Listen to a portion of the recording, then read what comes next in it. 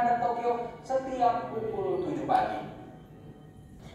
Sedikit tentang sejarah santri, meskipun nggak sedikit ya, panjang sekali ya, yang diringkas dalam 11 menit, bahwa antum semua ini ada sanadnya ke pahlawan nasional, dan hampir seluruh pahlawan nasional itu santri. Nah, jadi apakah antum semua bisa meneruskan kiprah-kiprah para pahlawan yang ada di Indonesia? Kita harus memaknai lebih jauh. Minimal kalian harus punya sifat dasar ini yang harus kalian cuma miliki ketika nyantri. Oke, tiga sebentar. Yang pertama apa? Tawadhu. Teman-teman, yang paling saya lihat santri itu adalah ketawadhuannya. Tawadhu itu rendah hati. Kadang saya miris melihat santri-santri ketemu ustadz kemandi, tidak mau menyapa, pede ngarep lewat. Jadi apa ya, ketawadhuannya itu kurang. Menganggap bahwa ustadz itu kurang alim, kurang pintar, wah ustadz ini galak, sudi benar, menghormati. Tawadhu itu harus pada semua orang. Jadikanlah semua orang itu guru, dan jadikanlah semua waktu itu jam terbang, dan jadikanlah alam raya kalian itu sekolah kalian. Jadi jangan sampai kalian merasa lebih hebat, merasa lebih keren dari orang lain. Belum tentu. Jadi tawadhu inilah yang perlu dimiliki oleh santri. Santri juga harus tawadhu, menghormat ke Al-Quran.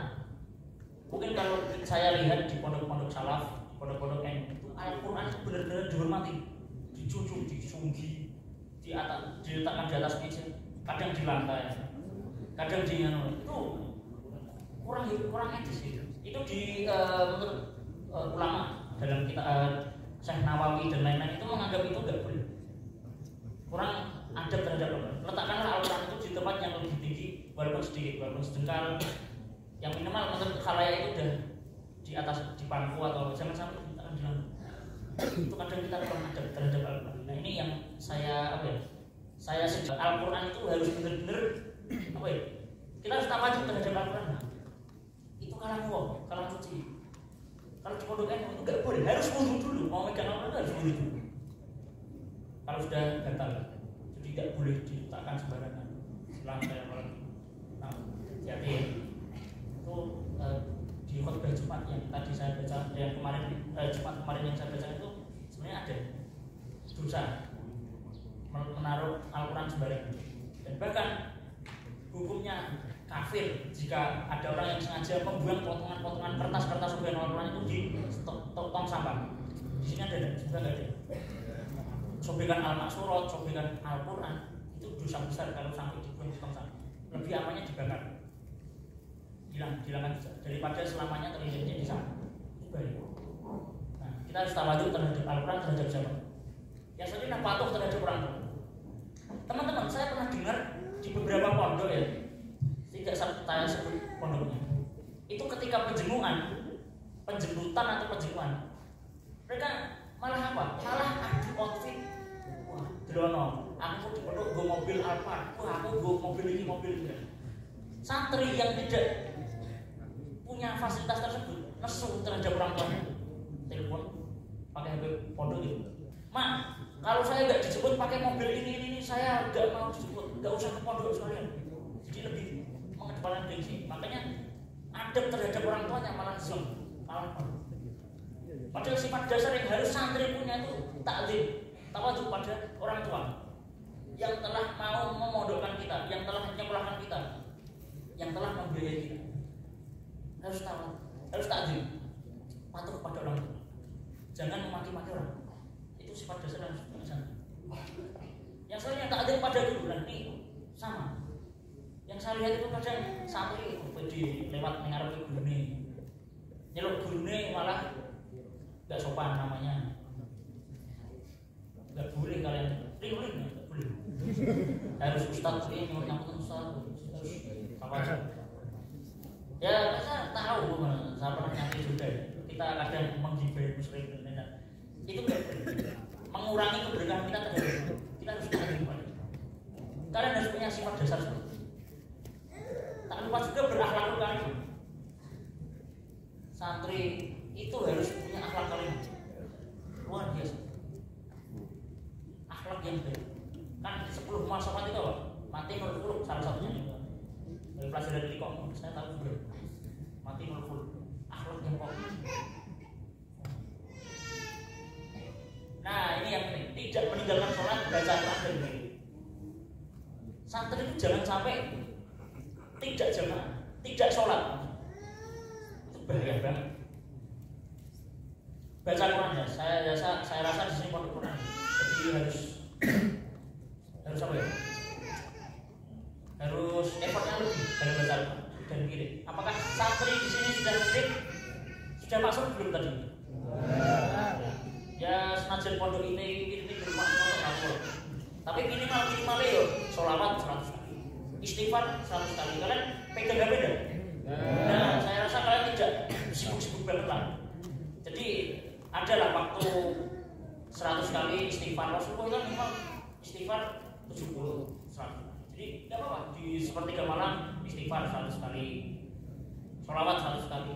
Santri harus punya wirid. Wirid itu silah, senjatanya para santri. Santri kalau tidak punya wirid bakal merdeka. Merdeka.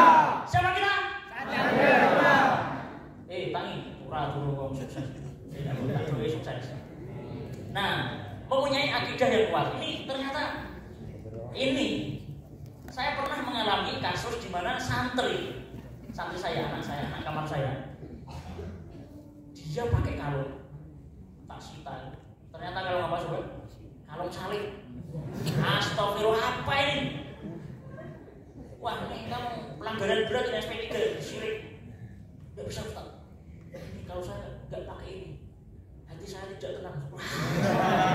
Nah ini ajaran dari mana ini akidahmu masalah ini. Kamu balik kelas 1 lagi.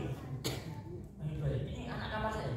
Pernah saya menemui kasus-kasus. Jadi jangan sampai santri-santri di sini ada yang punya jimat. Tiba-tiba kamu di gereja sama Ustaz, di lemarimu ada setir. Ini apa ini? Ini jimat saya. Kalau saya tidak pakai ini, saya tidak bisa menghafal Quran. Saya tidak bisa.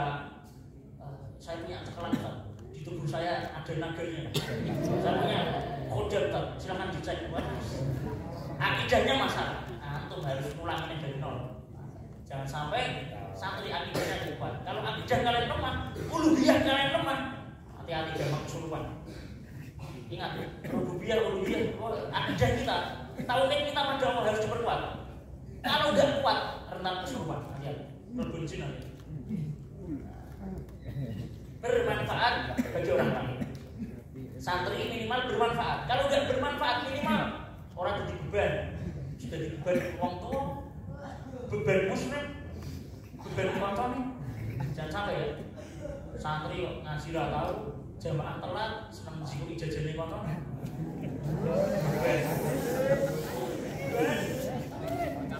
Itu tidak bermanfaat, bantu mustahil, bantu langkah. Terakhir, cinta agama, bangsa dan tanah air. Ada yang bercita-cita ingin mendirikan negara Islam?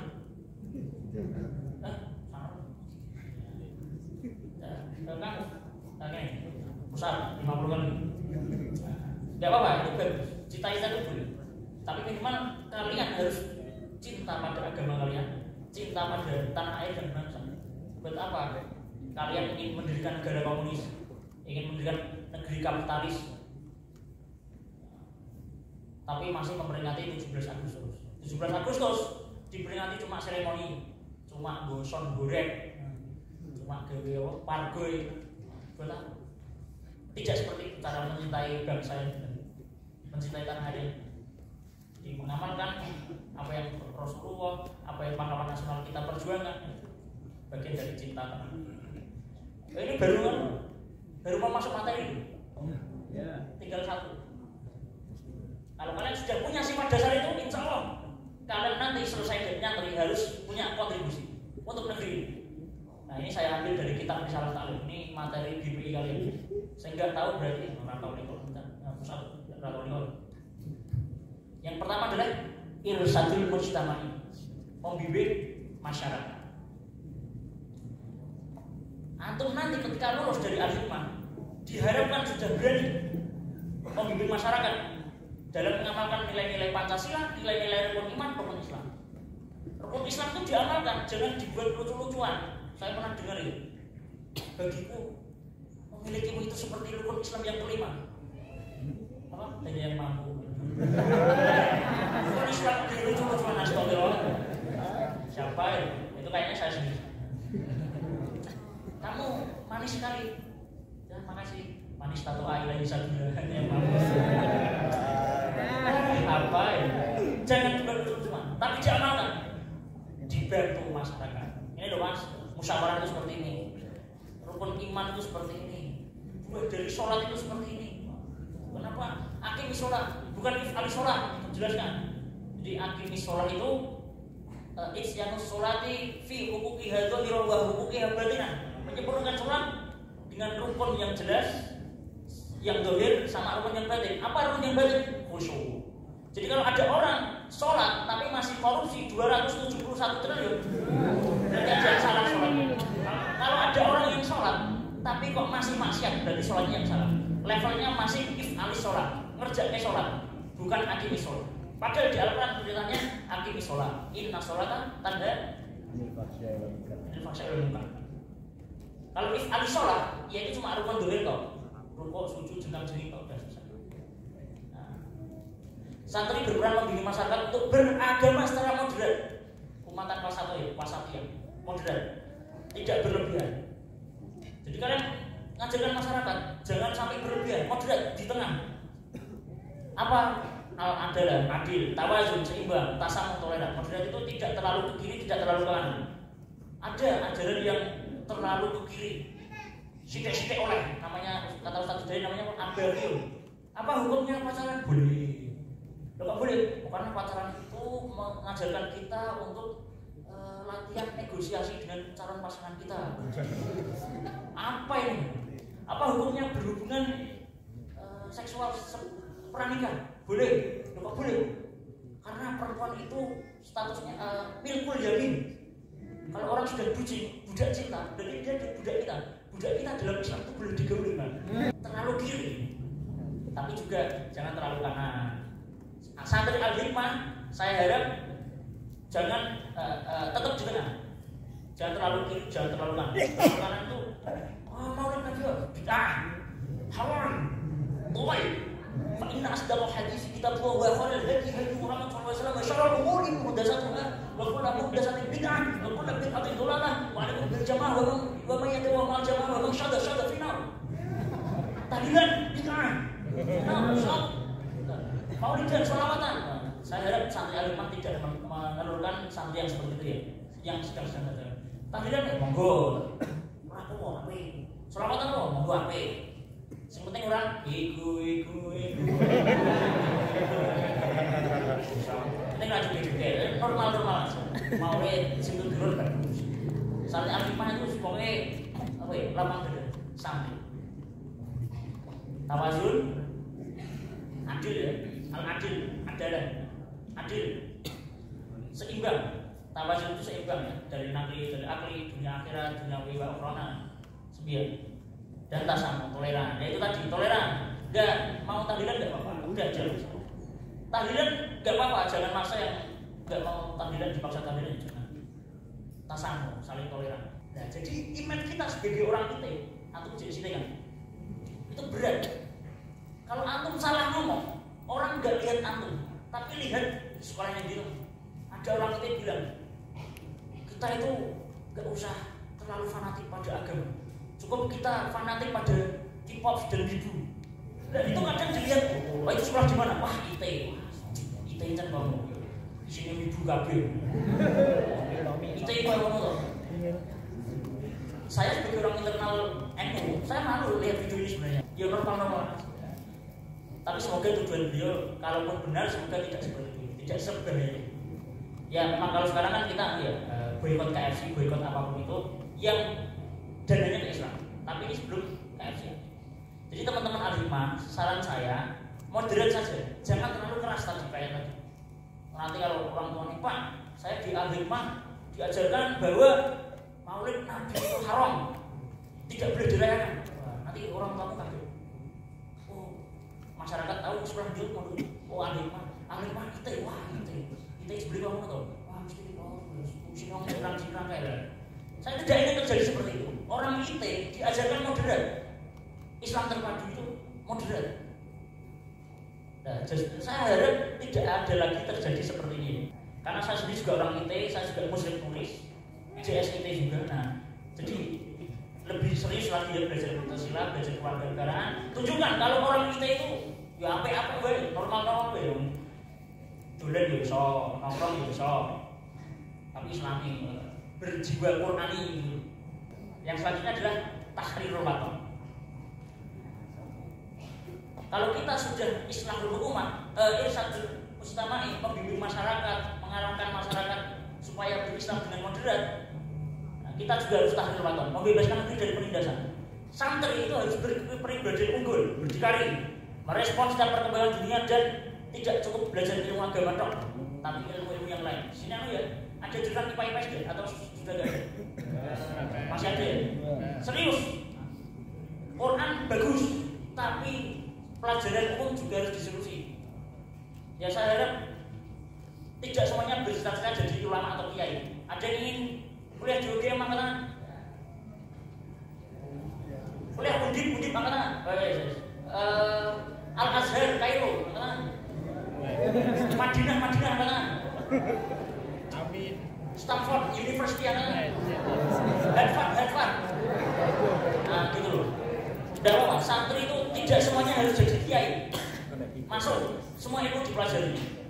Santri harus berperan membebaskan negeri kita dari keterjajahan. Negerimu gitu, tidak. Utang negara berapa? Sudah hampir tembus berapa? 7.000 triliun. Oke banget korupsinya, oke mengerikan. Ekonominya mengerikan. Kalau kalian gini-gini saja, bisa jadi nanti kalian kalah dengan Cina, kalah dengan Korea, dengan peradaban. Jadi keterjajaan ekonomi, teknologi. Ini HP ini buatan Indonesia bukan? Laptop itu buatan Indonesia bukan? Astrea buatan Indonesia bukan? Motor kalian, mobil kalian, dan keterjajaan budaya mengerikan. Coba kalau kalian lihat real TikTok, real Instagram, apa yang FYP? Nyeri otot.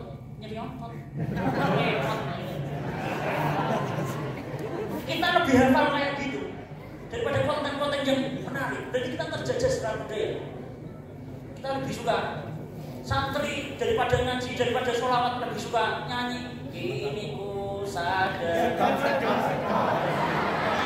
Ini keterjajahan budaya.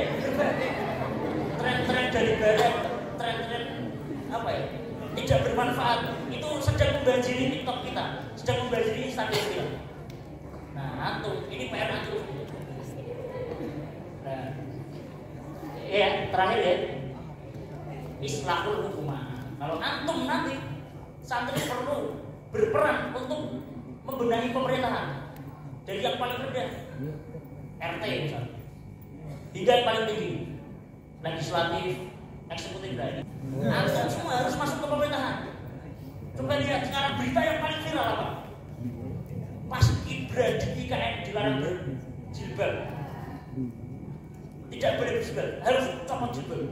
Dari delegasi Aceh copot jilbabnya, delegasi Sumatera Barat yang jelas Islamnya copot, Jawa Barat copot. Ini kalau bukan kita yang memimpin, maka kita akan dipimpin oleh orang yang tidak peduli syariat, tidak peduli Islam. Antum semua yang harus masuk ke DPR. Coba lihat sekarang UU Cipta Lapangan Kerja, UU Cipta Omnibus Law ya. Itu merugikan rakyat, merugikan karyawan. Siapa? Nanti antum semua ada yang ingin menjadi pengusaha? Enggak? Pengusaha PD gitu. Pengusaha yang angkat tangan pengen jadi pengusaha, saya doakan menjadi pengusaha yang hafid dan hafidh. Nah, gitu, pengusaha. Karena kita harus jadi satu tim yang kuat. Yang jadi pengusaha, kita serius dengan usahanya, kita kalahkan 9 naga. Oke. Ayo jadi DPR atau presiden, angkatan. DPR, presiden, angkatan. 1, 2, 3, 4, 5. Ayo yang putih wani. DPR, MPR, legislatif, eksekutif. Harus ada. Jangan khawatir, saya doakan sukses, bisa tercapai. Nah, yang pengusaha bantu teman-teman kalian yang nanti jadi DPR, jadi presiden. kayak dananya wis awakmu ora sempurna wis tak kei duit maju gitu bayar orang. Nah, silakan nanti kalau sudah masuk pemerintahan aturan-aturan yang tidak sesuai dengan Islam direvisi.